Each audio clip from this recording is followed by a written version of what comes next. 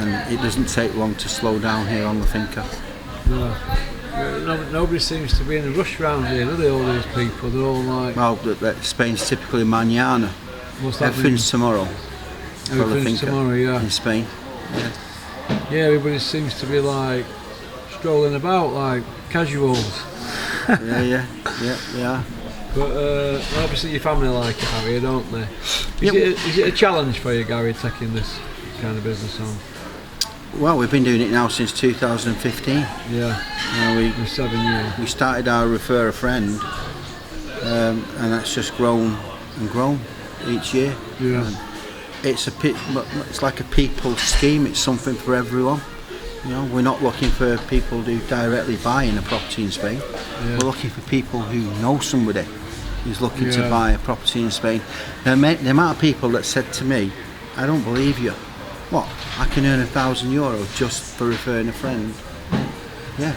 Yes, Yeah, you can. I've seen that, which I think is a bit bizarre, but it's like free money, isn't it? Absolutely, it's free money. On our mini disc for introducers, it actually says money for all roll. For your burger that has no bun, do you want something else with it? Is it extra gluten free or? No, that's fine. No, it's fine. Alright, perfect. Thank you. You'll have me dribbling here watching you eating burgers knowing I can't eat them.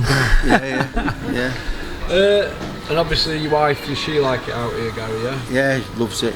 Yeah, loves it. She's down there. Well, one of the reasons that we bought here was it coincidentally, Jane's sister lives 20 minutes that way, and our long-time 25-year friends who moved to Spain live 20 minutes that way.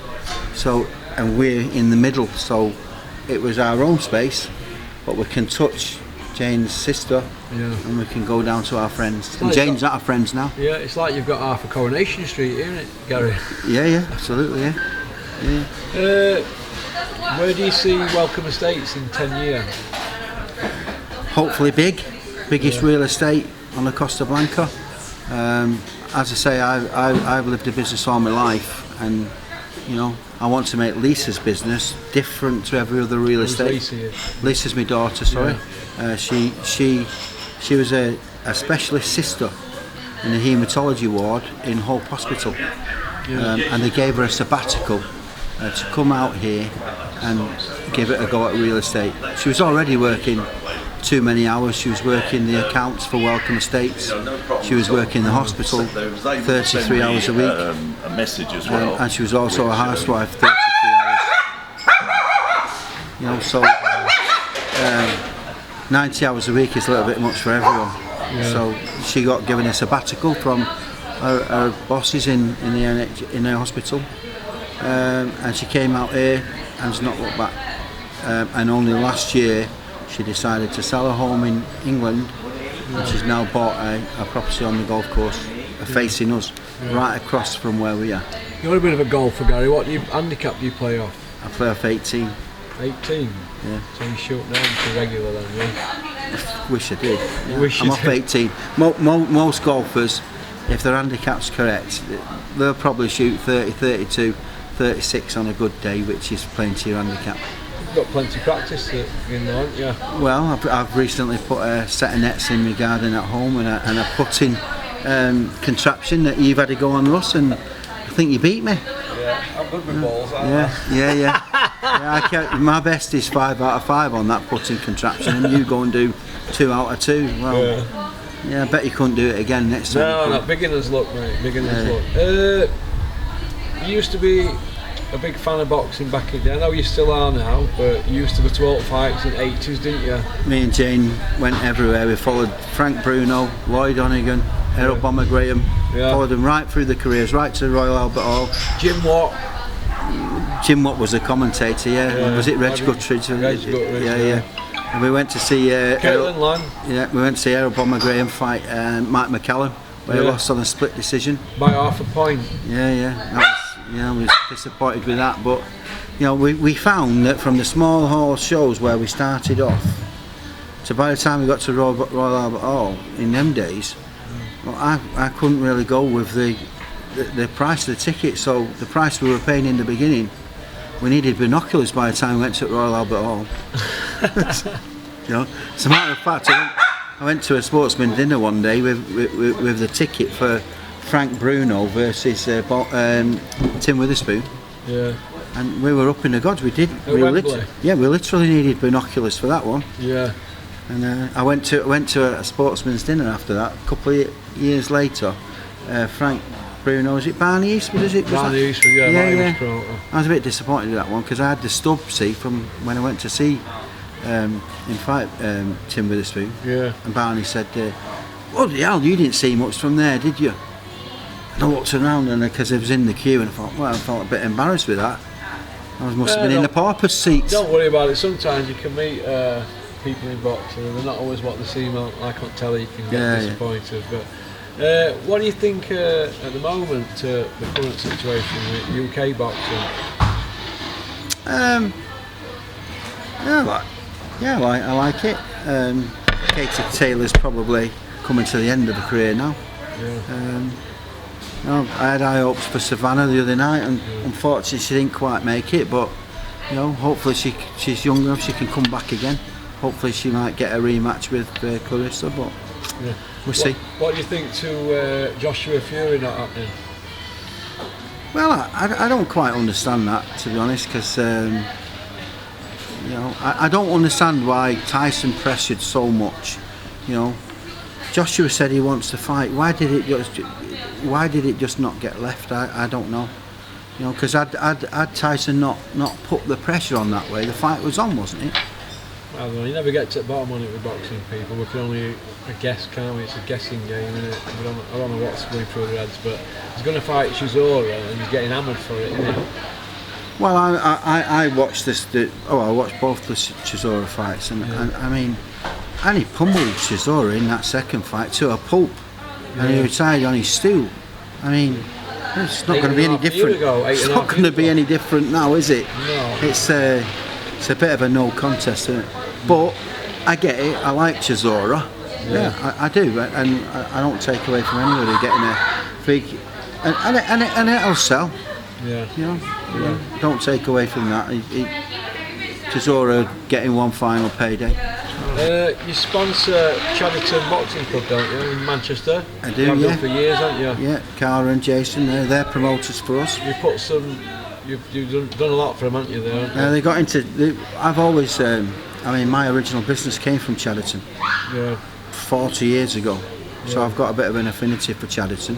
Yeah. And my son-in-law used to play for Chadderton, Chaddy Lads Football Club. And he introduced me to Chadderton boxing, and to be honest with you, I've been with him ever since. All the underprivileged children, some can't even afford the subs, and they got in trouble in COVID where they was developing the building, and they had no money coming in, so we finished it for them. We paid the bills, and now it's open again, and they're thriving, and they're a promoter for Welcome Estates. Yeah, you've done well from the government. Didn't give anybody any money in boxing though, because they said nobody could be trusted to share it out correctly, so nobody got anything. Right. Yeah. So, Carl and Jason, who run Chadderton Boxing, are really, really nice people. Yeah. Don't know how they do it, to be honest with you, but their interest, their heart is in the children. Yeah. Okay, then. Well, listen, I'll let you enjoy your lunch, and we'll chat later. All right. Thank you. Look at this lovely lunch. See you. We're joined by Richard from Welcome Estates. How are you doing, Richard? Very well, thanks. All right. How long have you been out here, Richard? Originally out of holiday home in 2006 and moved out permanently in 2015. Yeah. So you've been here 15, 16 years then? On and off, yeah. Do you like it, yeah? Yeah, fantastic. What do you like best about it? Weather, lifestyle, there's so much culture to experience, it's absolutely fantastic. Where are you from originally? Loughborough in Leicestershire. Loughborough in Leicestershire? Aye. Oh, that's not far from South Yorkshire. And why did you come out here though? What, were it rolling dice or something different? Yeah, rolling the dice really. Got no real ties in the UK, so decided to have a go over here and not regretted 1 minute of it. What do you like about this area the most then in Spain? Diversity, really. It's got something for everyone. If you're into the cultural things, 15 minutes in a car gets you into varying, you can drop into Alicante. If you're into the ports and everything, again, 20-minute car ride, you're at the sea. It's a diversity of everything. Do you go for a swim in that much? I'm not a great beach lover, actually. My partner Lynn, she loves the beach, so yeah, I get towed along there every now and again. Do you have a game of golf? Yeah, golf around here is phenomenal. There's so many courses. Is Gary any good? Yeah, he's a bit of a bandit, actually. He's a bit of a savvy, is he? Yeah. Don't play him for money.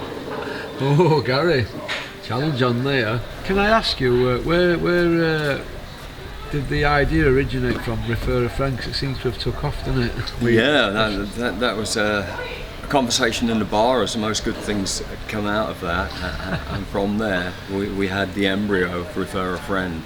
Now it's morphed into so much more now. Yeah, so much more money. Yeah, well, and sales. Absolutely, the sales are key to driving Refer a Friend. And it's so easy to just scan a disc, fill in your information, and that's it. Welcome Estates will look after you. Yeah. What do you think about obviously this idea and YouTubers now coming on board doing it and referring a friend and getting a few quid out of the job? I think it can only be a good thing.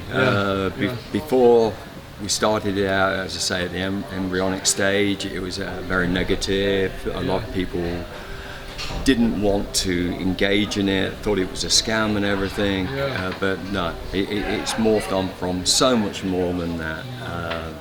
It's a solid, proven sales tool. Yeah, alright then, well listen, can you tell me about the co-founder of it? Want it both your ideas or it just yours? Well, as you know, Gary's a driver for that, so he needed a wingman.